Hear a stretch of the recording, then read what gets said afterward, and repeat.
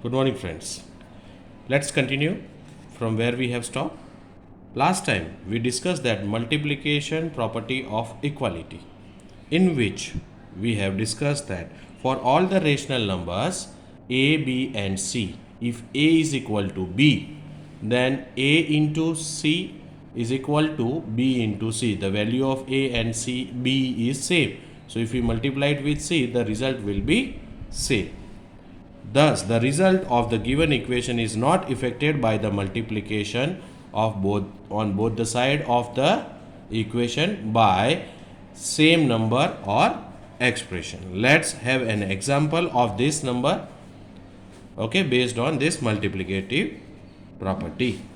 Here, the example we are going to take is simple example, that is t upon 7 is equal to 10. So left hand side and right hand side they have given LHS is equal to RHS. Okay. So if we do by multiplying a same number on both the sides, so we want to get the value of variable. So we want to remove such a way that this 7 should be removed. So here we multiply t upon 7 should be multiplied by 7, so it will get cancelled and we will get t on the left hand side. So same number it should be multiplied on the right hand side. So we can write multiplying 7 on both sides. Then as we proceed further and calculate 7 ones are and 7 ones are, therefore our t will be 10 into 7. Therefore t value will be 70. Okay. So both the side. अब effect क्यों नहीं हुआ? Because if we do directly, okay, if we solve this same sum directly, so it won't have any effect. T upon 7 is equal to 10. They have given. So if we change here, it is 7 position is in denominator. We want to get the value of variable, that is t. So we will change the position. Here it is upon means division form. So on the other side it will become multiply. Okay.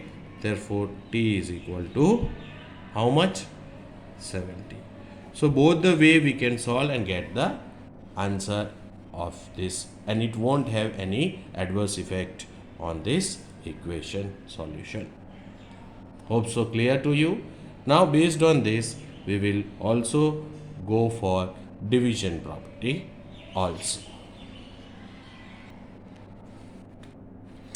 Thus the solution of a given equation is also not affected by division of both sides by a non-zero number. Non-zero number, why? Because not any number divided by 0 we get infinite and a not defined number. Sorry, not infinite but not defined number. So 0 we are eliminating. So except 0, other numbers are divided on both the side to get the equation solved and get the value of variable. The result won't be affected. Okay. Now we take some simple examples how to solve the equation. Simple examples, that is solve the equation. So how we will solve it? They will give a question like this: x plus 3 is equal to minus 8. So we want to get the value of variable x. What will be the value of x? Therefore x is equal to, if we go by direct method, we change the position from left hand side to right hand side. So we will just change it. Therefore x is equal to minus 8 and divide minus 3. Why minus 3? Plus 3 will change the sign when we bring it to the left hand side to the right hand side, or right hand side to the left hand side. Change the position from one side of equal to the other side. Therefore we will get the value of x is equal to minus 11. Even we can go for this by indirect method, which second one. Okay, this was direct method. And multiplying or dividing or adding or subtracting on both the side, what we have learned using property, that also we can do. The same way, x plus 3 is equal to minus 8. Now we know that we want to get here x. So what we should do, here plus 3, so we want to remove this. So directly we cannot remove, we want to give such a number which gives a value. So opposite of it, minus 3. Okay. Obviously on the other side also we will keep 8 minus 3. Both the side subtracting 3. Okay. So these 3 3s cancel. So x is equal to minus 11. So this method is also applicable. Whichever you feel easy, you can do it in the exam. Okay. Few more sum we do it for multiplication and other rational numbers also, P upon Q form type of sums, and then we will go for our exercise 2.1. The example, second, 12x is equal to 36. 12x is equal to 36 means 12 is multiplied with x. Okay, is equal to 36. So if we do by direct method, we want to get the value of x. So this is 12 is a number which is multiplying over here. We bring it to the other side of equal to, it will be now which side? Opposite side. Multiply with, then it will be divide by 12. Therefore x is equal to 12 से divide करेंगे 36, so 12 3s are 36. We will get the value, x value is equal to 3. Let's check that and verify. So verify also sometimes given, and this verify help us to get that our answer is correct or not, to check that. So x we have got 3 as per the equation. We will place it this in this given equation. 12x is equal to 36. Therefore 12 and the value of x is 3. Substituting the value of x is equal to 3 is equal to 36.